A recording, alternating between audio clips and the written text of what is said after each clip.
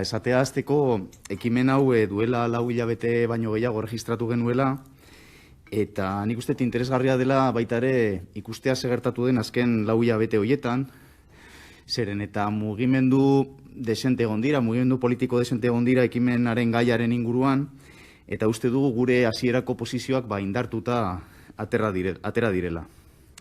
Hau dena hasten da iazko martxoaren amaieran, Arriola sailburuari egiten dizkiogu galdera batzuk Altza-Galtzaraborda proiektuaren inguruan, eraikuntza proiektua bukatzen zen bitartean, eta bertan sailburuak esan zigun Pasai Antxoko trenaren zubia edo biaduktoa ezin zela eraitsi, Altza-Galtzaraborda tartea lurperatu bezain laizter, zeren eta bertatik merkantziek garraiatzen jarraitu bat zutela, noiz arte, egin arte saihesbide berri bat Herrera eta Gaintxurizketa artean.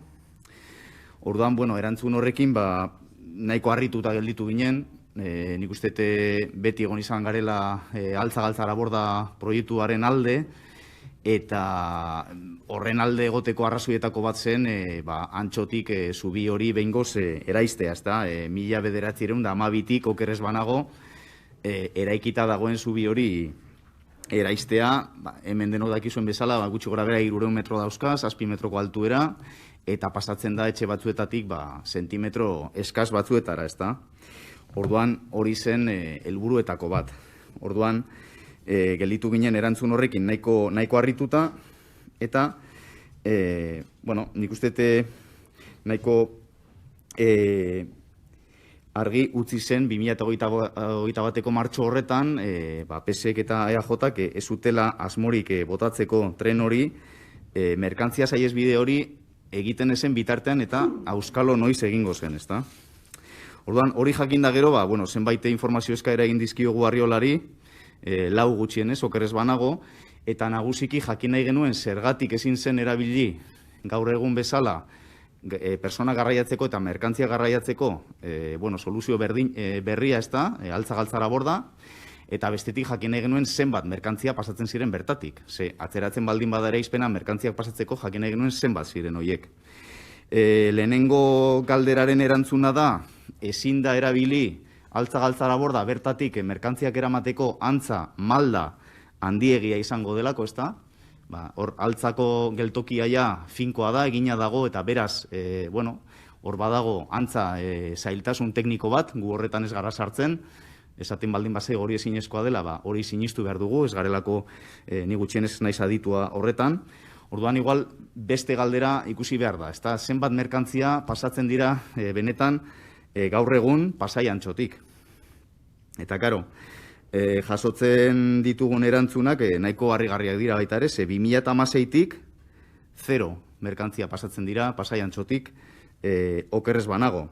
2016 osoan garraiatu ziren 300 tona aluminio, Ariz eta Kostorbe artean, Kostorbe da Irungo geltokia, baina orduz geroztik eserrez gutxienez erantzun hori eman zigun arte.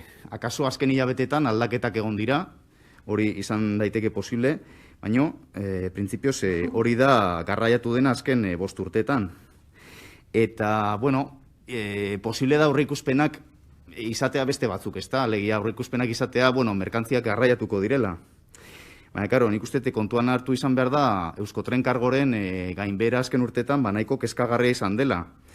2009-2011 inguruan 17-18 tona kilometro garraiatzen ziren, 2012an jetxi zen 123, alegia 12 tona kilometro garraiatzen zituen, eta handik aurrera jeitsiera sekulakoa izango da, eta inoiz ez du igaro 2 tona kilometroko merkantzia garraioa. Hitz egiten ari naiz Durango edo Lebario, Abadinoko Lebario, eta Txikierdi, Usurbil edo Lasarte Usurbilgo tren geltokien arteko garraioaz, ez nago hitz egiten Pasai Antxori buruz. Eta 2019an, pandemia baino lehenago, beraz, ezin dakioke pandemiari egotzi jetxiera, ez da iristen 0,5 tona kilometrora. Kontuan izan behar da baita ere, Pasaiako portuari egingo zaiola orain sarrera berri bat, oso proiektu interesgarri iruditzen zaigu, Algeposari, nahiko operadore garrantzitsua dena logistikan emango zaio zerbitzua, baina, gero, zerbitzu hori ez da pasako Pasaiantxotik, edo ez da pasako Pasaiantxoko herrigunetik. Alegia, egiten denean adar berri hori, joango dira merkantziak Durangora esan dudana, Abadiñoko lebariora, Antxoko zubitik pasa gabe.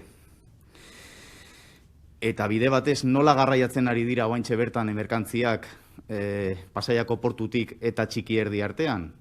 Kamioiz. Garraiatzen ari dira kamioiz gaur egun. Zenbat kamioi? Astean 80 kamioi inguru. Hori da, Arriolak esan diguna.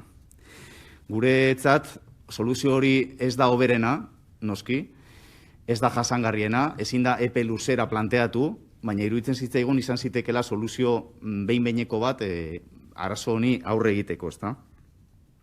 Horregatik egin genuen proposamena.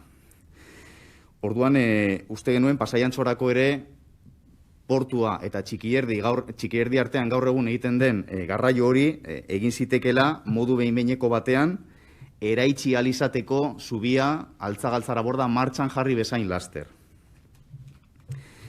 Hori beraz gai bat. Beste gaia da azoka eraikinarena. Azoka eraikina gaur egun aspalditik dauka kultur eta gizarte gune izateko zerbitzua, baina eraitsi egin behar da Pasaiantxoko geltoki berria egiteko, ezta?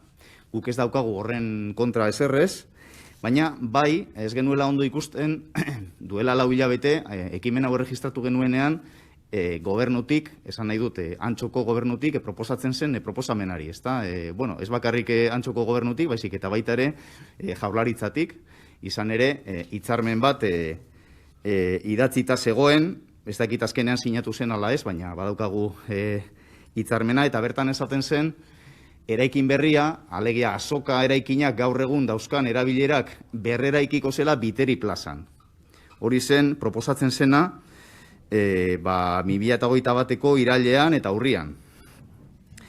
Eta, gure ustez, eta uste dugu Antxotarren gehiengoaren ustez, ez da soluzio egokiena.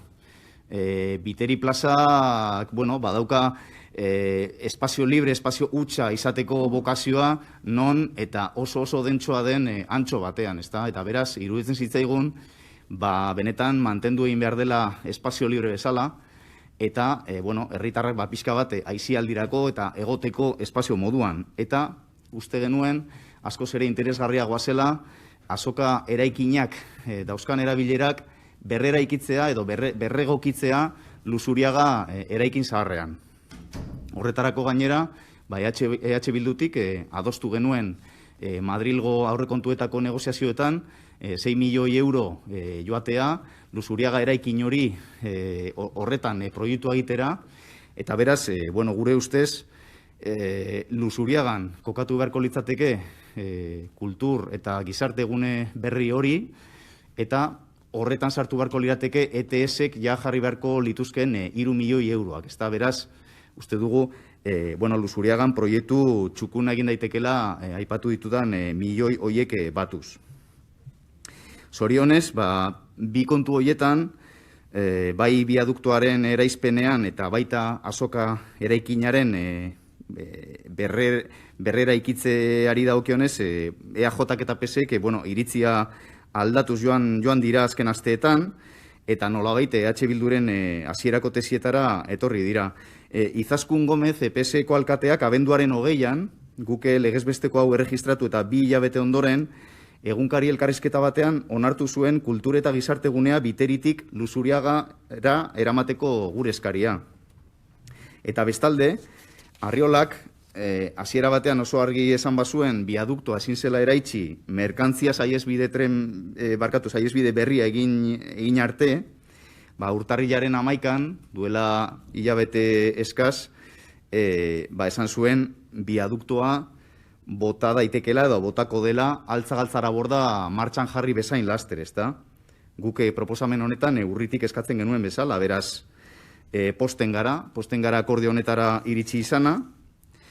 Egia da akordioan ez dela zehazten segertatuko den merkantzien garraioarekin, baina, argipenak eskatu dizkiogu PSeri eta PSeko Maria Jesus San Joseri, eta berak esan digu konpromisoa benetakoa dela departamentutik, altza-galtzara bordan martxan jarri bezain laster eraitsiko dela biaduktoa, eta beraz, horrekin gelditzen gara, pozik gaude, orain Antxoko herritarrek ere badutelako legebiltzarraren gehiengoaren babesa, baita ere, gai honetan, eta beraz, eskerrak ematen dizkiegu beste alderdiei akordioan sartzeagatik, eta bereziki San Jose legebiltzarkideari.